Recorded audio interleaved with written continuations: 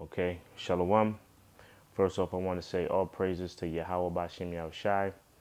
Double honors to apostles and elders of GMS, and shalom to the elect out there pushing the word in sincerity and in truth. Okay, this is GMS Precepts. All right, the topic I'm gonna touch on today is actually an article a brother sent me, and it reads. I'm gonna just go ahead and read it.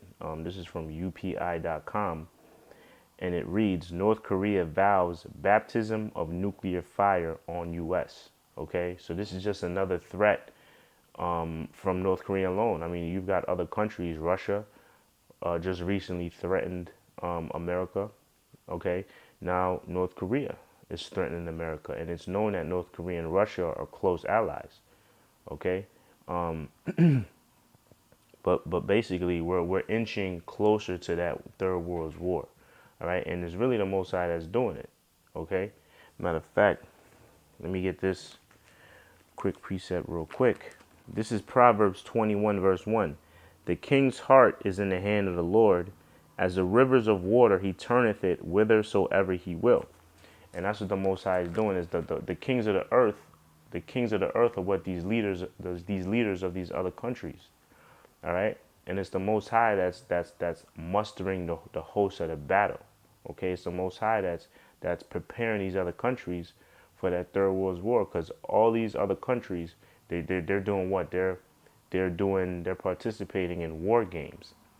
Now, one doesn't do a war game for no reason. That's like somebody training for a fight. They're training to eventually fight somebody.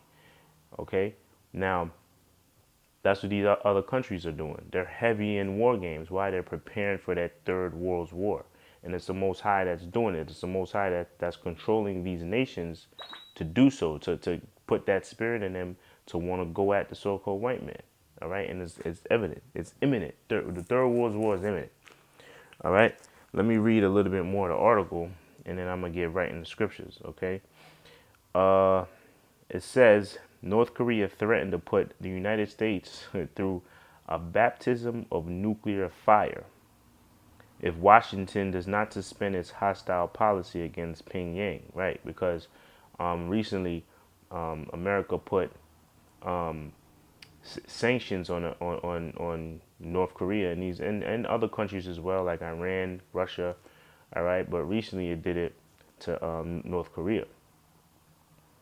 It says the statement of condemnation was published in Wednesday's issue of Radong Sinmun under the headline, Will They Change Policy or Prefer Baptism of Nuclear Fire? Pyongyang's media blamed the United States for blowing away a chance for a peace proposal, and the only choice for Washington now is the only choice for Washington is the method of last resort. South Korean news reported. So basically, the thing is this: they putting sanctions on North Korea. North Korea is feeling the heat from those sanctions, so they tried to do a little proposal or whatever, and it didn't work. Why? Because the Most High is putting the spirit on America not to do so. Just like the scripture I just read. Now I'm gonna get into some scriptures.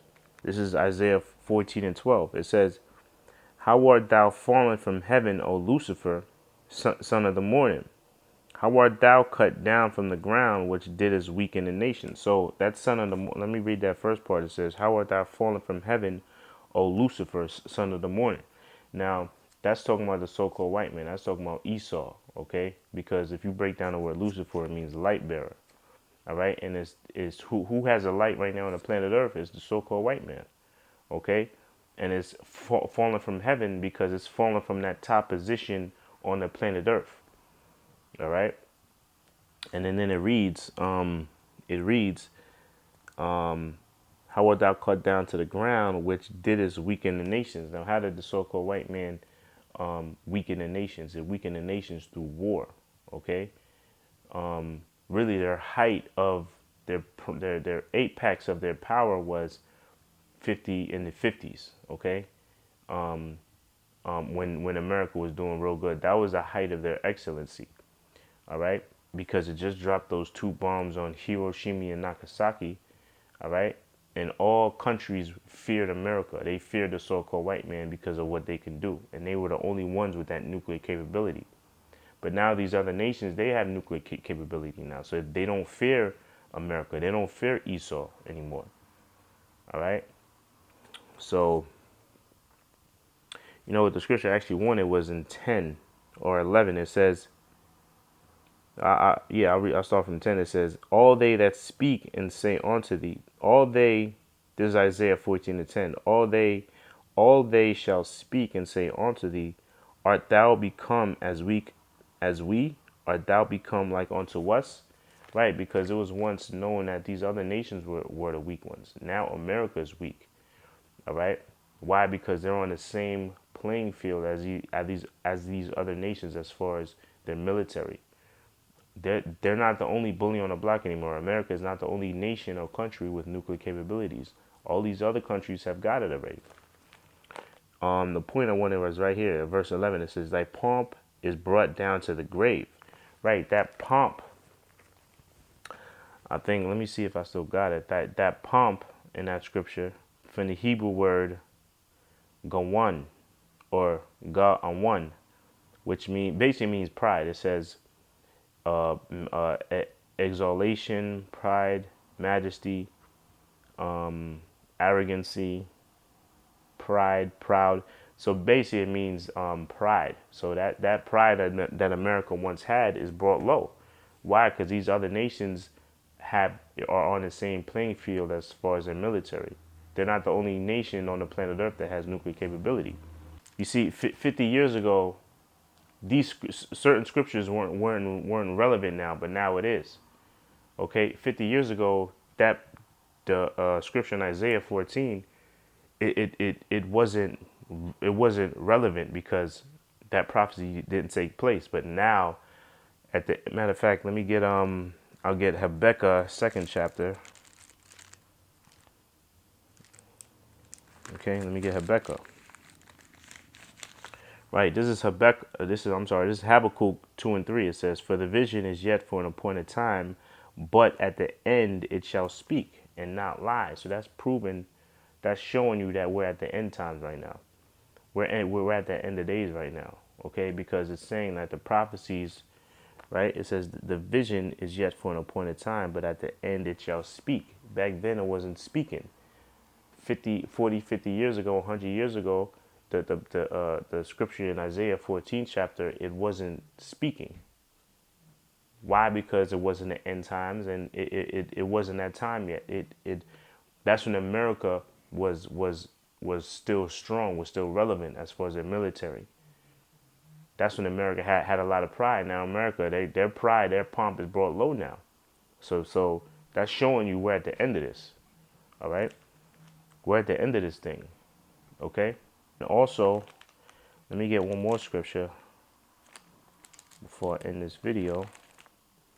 Okay, showing you that this scripture is speaking as well. It's in Isaiah 9 verse 5, because the way this country, the way this third world war is going to take place is through fire. And it's just showing you right now that the scriptures say America will burn or get baptized in nuclear fire.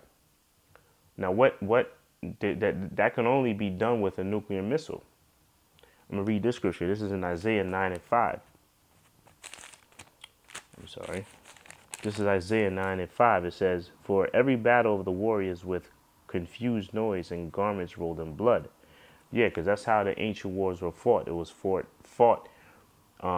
with swords and staffs and, close combat weaponry, where there was a lot of hand-to-hand combat and a lot of blood and guts. It was gory. Okay, a lot of bow and arrows. You had bow and arrows. You had head smashers, whatever. But I'm gonna read on. It says, "But this shall be with burning and fuel of fire." Now, what agent can do that? The only agent that can do that on a mass scale is a nuclear missile. All right, so that's why that's another point showing you that it's the end right now, and the end it shall speak. Meaning what? The way America is going to get taken out It's through fire. It's through these nuclear missiles. Okay? So with that, until the next show, shalawam.